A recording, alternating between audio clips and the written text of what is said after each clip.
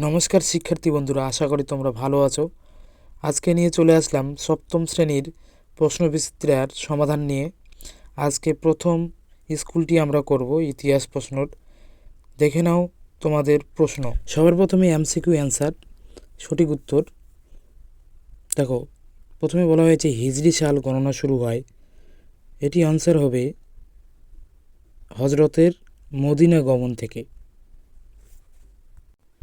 2 number question, Karatoya ও ভাগীরথী নদীর মাঝের এলাকাটি ছিল option A Banga, B Bangal, C Varendra, D Gauda. এখানে অ্যান্সার হবে option C Varendra. 3 number question, শশাঙ্কের মৃত্যুর পর কর্ণ সুবর্ণ দখল করেছিলেন। উত্তর হবে option B Bhaskar Varma. 4 number question, বাংলায় সেন শাসনের অবসান ঘটেছিল। এ নাম্বার তুর্কি আক্রমণে, বি নাম্বার খলজি আক্রমণে, সি নাম্বার সৈয়দদের আক্রমণে, ডি নাম্বার লুদিদের আক্রমণে। অ্যান্সার হবে অপশন এ তুর্কি আক্রমণে। 5 নম্বর কোশ্চিন, মেঘনা নদীর পূর্ব দিকের এলাকাকে বলা হতো। Option A Harikela, option B Samatata, option C Bangal, option D Banga. উত্তর হবে option B Samatata. 6 number question, Sen যুগে লক্ষণ সেনের রাজসভায় জয়দেব ছিলেন একজন সাহিত্যিক, শিল্পী, জ্যোতির্বিদ নাকি বিজ্ঞানী। উত্তর হবে অপশন এ সাহিত্যিক। তারপরের কোশ্চিন, ইসলামীয় সংস্কৃতি ভারতবর্ষে আসার ফলে লাভ হয়েছিল। অপশন এ হিন্দু সংস্কৃতির, অপশন বি ইসলামীয় সংস্কৃতির, অপশন সি উভয় সংস্কৃতির, ডি নাম্বার কোনোটিই নয়। উত্তর হবে উভয় সংস্কৃতির, অপশন সি অ্যান্সার। তারপরে দেখে নাও এসএ কিউ অ্যান্সার। সবারই প্রথমে আছে, কে চর্যাপদের পুঁথি উদ্ধার করেন। উত্তর হবে মহামহোপাধ্যায় আচার্য হরপ্রসাদ শাস্ত্রী নেপালের রাজ দরবার থেকে চর্যাপদের পুঁথি উদ্ধার করেন। পরের প্রশ্ন, নাড়ু কি? উত্তর হবে চোল রাজ্যে কয়েকটি গ্রামকে নিয়ে গঠিত পরিষদকে বলে নাড়ু। তারপর কোশ্চিন, সত্য না মিথ্যা লেখো। পাল আমলের তুলনায় সেন আমলে বর্ণ ব্যবস্থা কঠোর ছিল। উত্তর হবে সত্য। তারপরের কোশ্চিন, লুইপাদ ছিলেন একজন বৌদ্ধ সিদ্ধাচার্য। উত্তর হবে সত্য। পরে দেখো 3 নাম্বার স্তম্ভ মেলাও। এখানে উত্তরগুলো করে দেওয়া আছে। দেখো, প্রথম খলিফা হবে অপশন ডি আবু বকর, বুদ্ধের অবতার হবে অতীশ দীপঙ্কর, ইসলাম ধর্মের প্রত্যেক হবে হজরত মোহাম্মদ, আর 4 নাম্বার গঙ্গাইকণ্ড চোল হবে রাজেন্দ্র। গঙ্গাইকণ্ড চোল হবে রাজেন্দ্র চোল, অ্যান্সার। এবার চলে আসো 4 নাম্বার কোশ্চেন, 2-3টি বাক্যে উত্তর দাও। 1 নাম্বার, মিনিয়েচার কি? উত্তর হবে মুঘল যুগে সুন্দর হাতের লেখা শিল্পের সেকালে খুব চর্চা হতো। একে ইংরেজিতে বলা হয় ক্যালিগ্রাফি, বাংলায় একে হস্তলিপি বা হস্তলিপিবিদ্যা বা হস্তলিপি শিল্পও বলা হতো। বইয়ের প্রতিটি পৃষ্ঠা সাজানো হতো সূক্ষ্ম হস্তলিপি ও ছবি দিয়ে। আকার ও আয়তনে ছোট এই ছবিগুলিকে বলা হয় মিনিয়েচার। মিনিয়েচার কথাটি ইংরেজি, বাংলায় তাকে অনুচিত্র বলা যেতে পারে। অথবা কোশ্চিন, পাল আমলের বৌদ্ধ স্তূপগুলি দেখতে কেমন ছিল? উত্তর দেখে নাও কী হবে। প্রাচীন ভারতে বৌদ্ধ এবং জৈনদের মধ্যে স্তূপ নির্মাণের রীতি ছিল। বিশেষ করে বৌদ্ধরা বহু স্তূপ তৈরি করেছিল। এগুলি প্রথমে দেখতে ছিল গোলাকার, পরে অনেকটা মোচার খোলার মতো শঙ্কু আকৃতির হয়ে পড়ে। পাল রাজত্বে তৈরি স্তূপগুলো শিখরের মতো দেখতে ছিল। বর্তমানে বাংলাদেশের ঢাকা জেলার আশরাফপুর গ্রামে, রাজশাহীর পাহাড়পুরে, চট্টগ্রামে, পশ্চিমবঙ্গের বর্ধমান জেলায় ভরতপুর গ্রামে বৌদ্ধ স্তূপ পাওয়া গেছে। তবে স্তূপ নির্মাণে বাংলায় কোনো মৌলিক ভাবনার বিকাশ লক্ষ্য করা যায়নি। বিহারগুলি ছিল বৌদ্ধ ভিক্ষুদের বাসস্থান এবং বৌদ্ধ জ্ঞানচর্চার কেন্দ্র। পাহাড়পুরে সোমপুরি বিহার ছিল পাল আমলের উল্লেখযোগ্য বিহার। পরের কোশ্চেন, ব্রহ্মদেয় কি? উত্তর, দক্ষিণ ভারতের চোল রাজ্যের রাজারা ব্রাহ্মণদের জমি দান করতেন। এর জন্য ব্রাহ্মণদের রাজাকে কোনো কর দিতে হতো না। রাজার জমিদানের এই ব্যবস্থাকে ব্রহ্মদেয় ব্যবস্থা বলে। পরে দেখে নাও 5 নাম্বার কোশ্চেন, 7টি বা 8টি বাক্যে উত্তর দাও। বলেছে টিকা লেখো বিক্রমশীল মহাবিহার। উত্তর কি হবে দেখে নাও। পাল রাজা ধর্মপাল মগধে বিহারের ভাগলপুর জেলা অর্থাৎ বিক্রমশীল মহাবিহার প্রতিষ্ঠা করেন। তাহলে কী হবে? পালরাজ ধর্মপাল মগধে বিক্রমশীল মহাবিহার প্রতিষ্ঠা করেন। শিক্ষা পরিকাঠামো কি লিখবে পয়েন্টে? উত্তর, বিক্রমশীল মহাবিহার ছিল নালন্দার মতো বিদ্যাচর্চার একটি উল্লেখযোগ্য কেন্দ্র।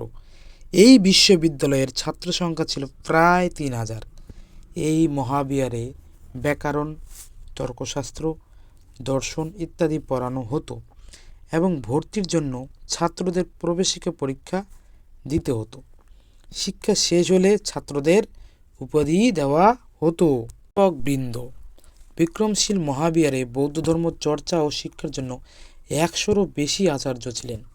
তাদের মধ্যে উল্লেখযোগ্য ছিলেন শান্তিপদ, কল্যাণ, রক্ষিত, শ্রীধর প্রমুখ। দীপঙ্কর শ্রীজ্ঞান ছিলেন বিক্রমশীল মহাবিহারের অন্যতম একজন অধ্যক্ষ। তারপরে দেখে নাও মহাবিহারের ধ্বংস সাধন। উত্তর হবে ধর্মপালের সময় থেকে পরবর্তী প্রায় 500 বছর বিক্রমশীল মহাবিহার শিক্ষা চর্চার অন্যতম কেন্দ্র ছিল। লক্ষণ সেনের রাজত্বের শেষ দিকে বখতিয়ার খলজির নেতৃত্বে তুর্কিরা বাংলা আক্রমণ করে বিক্রমশীল মহাবিহার ধ্বংস করেন। তারপরে টিকা নালন্দা বৌদ্ধবিহার। উত্তর লেখো বর্তমান ভারতে বিহার রাজ্যের পাটনা জেলার অন্তর্গত রাজগীরের কাছে নালন্দা বিশ্ববিদ্যালয়ের ধ্বংসাবশেষ আছে। সম্ভবত গুপ্ত সম্রাটদের আমলে খ্রিস্টীয় 5ম শতকে নালন্দা বিশ্ববিদ্যালয় প্রতিষ্ঠিত হয়। তবে সম্রাট হর্ষবর্ধনের রাজত্বকালে নালন্দা বিশ্ববিদ্যালয়ের খ্যাতি দেশ বিদেশে ছড়িয়ে পড়ে। পয়েন্ট করবে গঠন। নালন্দা বিশ্ববিদ্যালয় ছিল সুদৃশ্য ও সুউচ্চ অনেকগুলি অট্টালিকা দিয়ে গঠিত ও চতুর্দিকে প্রাচীর দ্বারা বেষ্টিত। নালন্দা বিশ্ববিদ্যালয় 8টি মহাবিদ্যালয়ের সমন্বয়ে করে গড়ে উঠেছিল। পরের পয়েন্ট পঠন পাঠন। নালন্দা বিশ্ববিদ্যালয় ছিল বৌদ্ধ জ্ঞানচর্চার পীঠস্থান এবং পবিত্র তীর্থক্ষেত্র। এখানে বৌদ্ধশাস্ত্র, বেদ, নীতিশাস্ত্র, আয়ুর্বেদ শাস্ত্র, ব্যাকরণ, গণিত প্রভৃতি বিষয় পড়ানো হতো। ছাত্র ও শিক্ষক সম্পর্ক। নালন্দা বিশ্ববিদ্যালয়ের শিক্ষার মান ছিল অনেক উন্নত, তাই এখানে সুদূর চীন, তিব্বত, কোরিয়া, সিংহল ও মধ্য এশিয়ার বিভিন্ন দেশ থেকে বহু ছাত্র অধ্যয়ন করতে আসত। ছাত্রদের বিনা পয়সায় খাবার, জামা কাপড়, ওষুধপত্র সহ সমস্ত প্রয়োজনীয় জিনিস দেওয়া হতো। নালন্দা বিশ্ববিদ্যালয়ে 10,000 আবাসিক ভিক্ষু থাকতেন। তার মধ্যে ছাত্র ছিলেন 8,500 জন এবং শিক্ষক ছিলেন 1,500 জন। শেষ পয়েন্ট পতন। ত্রয়োদশ শতকে তুর্কি আক্রমণকারীরা বিহার আক্রমণ করে নালন্দা বিশ্ববিদ্যালয়ের ব্যাপক ক্ষতি সাধন করে। তারপরে দেখে নাও 6 নাম্বার কোশ্চিন, ভারতের সামন্ত ব্যবস্থার সংক্ষিপ্ত পরিচয় দাও। উত্তর, খ্রিস্টীয় 9ম শতকে পশ্চিম ইউরোপে এক রকম সামরিক ও রাজনৈতিক ব্যবস্থার উদ্ভব করেছিল, একে সামন্ততন্ত্র বলে। মধ্যযুগে ভারতেও সামন্ত ব্যবস্থা গড়ে উঠেছিল। কাঠামো। সামন্ত সমাজের কাঠামো ছিল ত্রিভুজের মতো।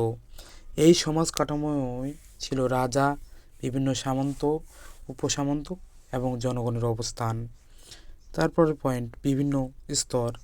সামন্ত সমাজে সবার উপরে রাজার অবস্থান, রাজার নিচে অল্প কিছু মহাসামন্ত ছিলেন।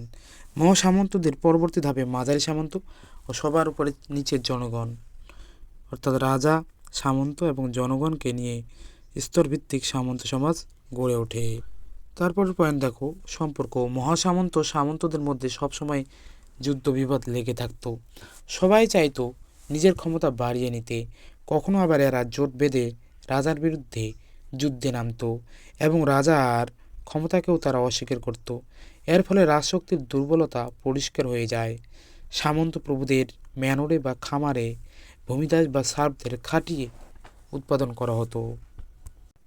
এছাড়া ছিল স্বাধীন চাষি, অর্থাৎ রাজস্ব ও শাসনের অধিকার এইভাবে স্তরে স্তরে ভাগ হয়ে যাওয়ার ব্যবস্থা সামন্ততন্ত্রের উদ্ভবকে নিশ্চিত করেছিল। শেষ পয়েন্ট, মন্তব্য। সামন্ত ব্যবস্থার ফলে পৃথিবীর রাজশক্তিগুলির দুর্বলতা প্রকট হয়ে দেখা যায়। অন্তরীণ ও বহির্বাণিজ্য হ্রাস পাওয়ায় কৃষির উপর চাপ বৃদ্ধি পায়। সর্বোপরি সামন্ত নেতাদের দাপটে গ্রামগুলির স্বায়ত্তশাসন ব্যবস্থাও নষ্ট হয়। তাই পরবর্তীতে এই সামন্ততন্ত্র ব্যবস্থার পতন ঘটেছিল।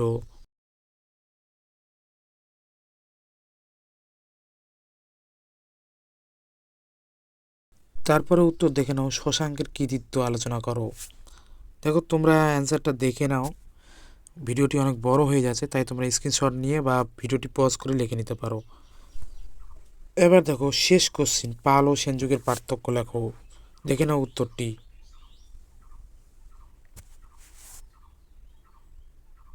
আশা করি ভিডিওটি ভালো লেগেছে। ভিডিওটি ভালো লাগলে অবশ্যই চ্যানেলটিকে সাবস্ক্রাইব করো এবং পরের ভিডিও পাওয়ার জন্য পরের স্কুলগুলি শীঘ্রই তোমাদের সলভ করে দেওয়া হবে। ইতিহাস, ভূগোল, বাংলা সমস্ত সাবজেক্ট মোটামুটি করে দেওয়া হবে। আমি মূলত বাংলা, ইতিহাস এবং ভূগোল পড়াই, তাই মূলত আমি এই তিনটা সাবজেক্টকেই আমি কভার করব।